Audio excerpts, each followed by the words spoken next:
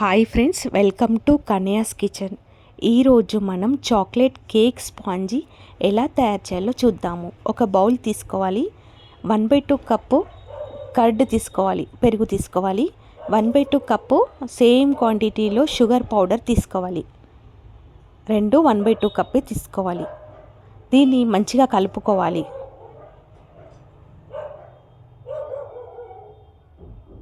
Sugar అంతా melt అయ్యేంత వరకు, సాఫ్ట్ అయ్యేంత వరకు కలుపుకోవాలి. తర్వాత 1/4 కప్పు రిఫైన్డ్ ఆయిల్ తీసుకోవాలి. ఇది 1/2 kg స్పాంజీ అవుతుంది. డబల్ తీసుకుంటే 1 kg అవుతుంది. సో ఇక్కడ ఎసెన్స్ మీరు ఏదైనా తీసుకోవచ్చు. నేను కోల్డ్ కాఫీ ఎసెన్స్ 6, 7, 8 డ్రాప్స్ తీసుకున్నాను. ఇది పక్కన పెట్టేసి ఇంకో వేరే బౌల్లో చట్నీ పెట్టుకొని 250 గ్రామ్స్ మైదా వేసుకోవాలి. 1/2 టీ స్పూన్ బేకింగ్ సోడా వేసుకోవాలి. 1 టీ స్పూన్ బేకింగ్ పౌడర్ వేసుకోవాలి. 3 టేబుల్ స్పూన్ కోకో పౌడర్ వేసుకోవాలి.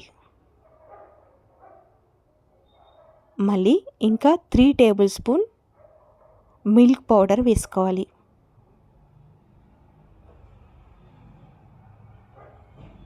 తర్వాత ఒక పించ్ సాల్ట్ వేసుకోవాలి.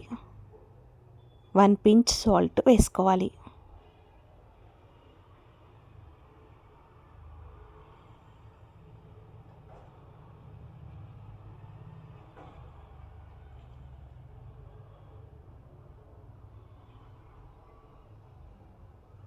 ఇక్కడ ఈ వేసిన అన్ని ఇంగ్రీడియంట్స్ని చన్నీ పట్టుకోవాలి.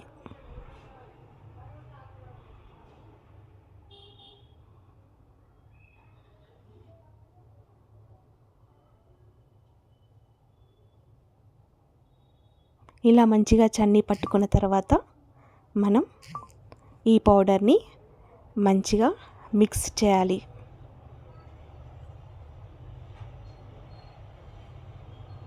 అన్నీ కలిసేటట్టు మిక్స్ చేసుకోవాలి ప్యాచ్లతోని.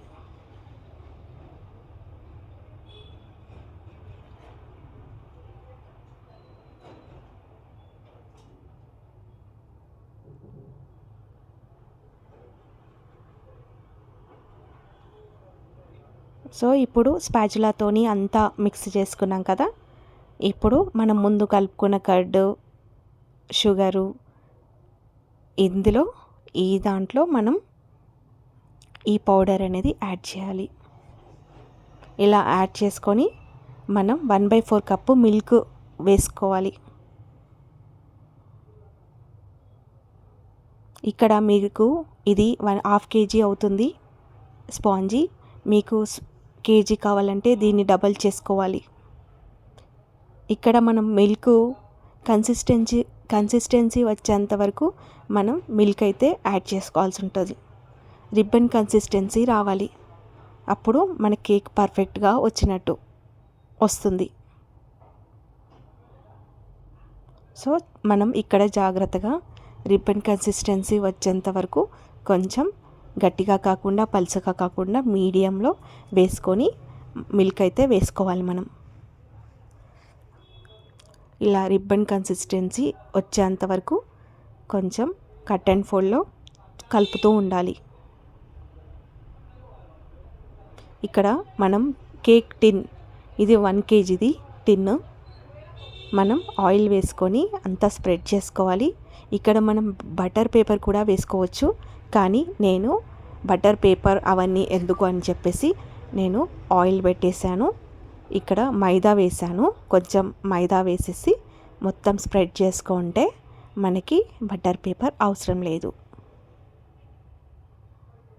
ఇలా స్ప్రెడ్ చేసుకొని ఆ పౌడర్ని అంతా కిందికి వేసేసేయాలి. ఇలా కోటింగ్ ఇచ్చేసుకోవాలి. తర్వాత మళ్ళీ ఒకసారి కలిపేసి కట్ అండ్ ఫోల్డ్లో కలపాలి. ఇప్పుడు రిబ్బన్ కన్సిస్టెన్సీ ఇలా రావాలి. అప్పుడు పర్ఫెక్ట్గా కేక్ అయితే వచ్చేస్తుంది.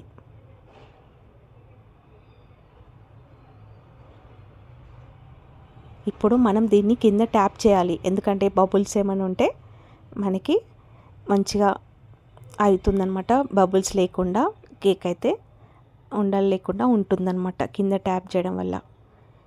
30 నుంచి 40 మినిట్స్ దాకా చూసుకోవాలి.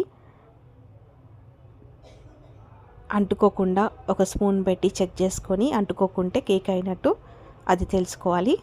తర్వాత దీన్ని మనం బోలిస్తే ఇలా కేక్ అయితే కూల్ అయిన తర్వాత మనం దీన్ని బోలిచ్చి కేక్ అయితే రెడీ అయింది.